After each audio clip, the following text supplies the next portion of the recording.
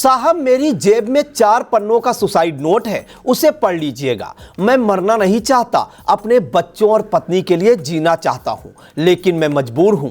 यह शब्द किसी फिल्म की स्क्रिप्ट नहीं, बल्कि उस बेबस पिता की आखिरी पुकार है जिसने सिस्टम के दीमक बन चुके भ्रष्ट अधिकारियों के आगे घुटने टेक दिए। यूपी के गोरखपुर के एक बेरोजगार युवक ने जीवन लीला समाप्त करने से पहले एक वीडियो बनाया जो प्रशासनिक गलियारों में फैले भ्रष्टाचार की पोल खोल रहा है। नमस्कार, आप देख रहे हैं आई इंडिया और आपके साथ मैं हूं प्रियांशु मिश्रा। गोरखपुर के गुलरिया थाना क्षेत्र में एक दर्दनाक घटना ने पूरे इलाके को झकझोर दिया।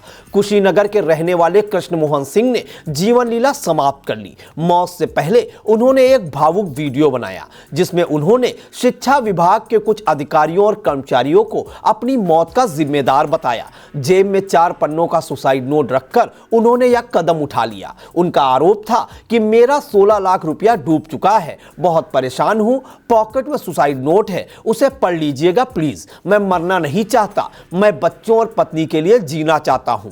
एक पिता बच्चों के लिए क्या होता है मुझे मालूम है, लेकिन मैं मजबूर हूं। उन्होंने अपने माता पिता, भाई और भाभी से माफी मांगते हुए कहा कि नौकरी के चक्कर में उन्हें नहीं पढ़ना चाहिए था। बताते हैं, कृष्ण मोहन सिंह 3 भाइयों में दूसरे नंबर पर थे। बड़े भाई अवधेश सिंह विदेश में रहते हैं, जबकि छोटा भाई भी परिवार के साथ ही गोरखपुर में रहता है। कृष्ण मोहन अपनी पत्नी गुड़िया और 2 मासूम बच्चों 8 वर्षीय बेटी आस्था और 6 वर्षीय बेटे आदित्य के साथ बड़े भाई के घर पर रह रहे थे। परिवार के अनुसार कृष्ण मोहन करीब 2 वर्षों से बेरोजगार थे। शिक्षक बनने की चाह में उन्होंने कथित तौर पर शिक्षा विभाग के अधिकारियों को करीब 16 लाख रुपए दे दिए। इस रकम के लिए उन्होंने अपनी पत्नी के गहने गिरवी रखे, बैंक से कर्ज लिया और रिश्तेदारों से भी उधार लिया, लेकिन नौकरी नहीं मिली और आर्थिक दबाव लगातार बढ़ता गया। परिजनों का आरोप है कि शुक्रवार को कृष्ण मोहन सिंह देवरिया स्थित बीएसए कार्यालय गए थे। वहां कथित तौर पर क्लर्क और अधिकारियों ने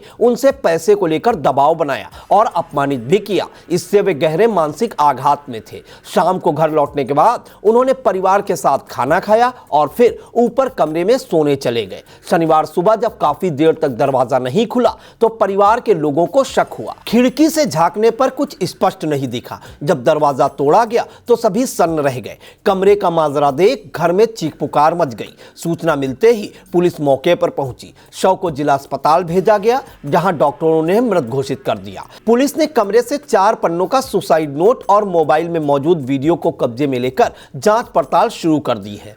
पत्नी की मौत से टूटी पत्नी गुड़िया का रो रो कर बुरा हाल है। आरोप है कि मेरे पति को अफसरों ने मार दिया, जिन्होंने उनसे पैसे लिए और उन्हें परेशान किया, जिनके खिलाफ सख्त कार्रवाई होनी चाहिए। गोरखपुर के एसपी सिटी अभिनव त्यागी के मुताबिक सुसाइड नोट और वीडियो के आधार पर जांच की जा रही है। परिजनों की तहरीर और साक्ष्यों के आधार पर संबंधित अधिकारियों और कर्मचारियों के खिलाफ एफआईआर दर्ज की जाएगी। यह घटना केवल एक परिवार की त्रासदी नहीं, बल्कि व्यवस्था पर गंभीर सवाल भी खड़े करती है। यदि आरोप सही साबित होते हैं तो यह मामला भ्रष्टाचार और मानसिक उत्पीड़न की भयावह तस्वीर पेश करता है।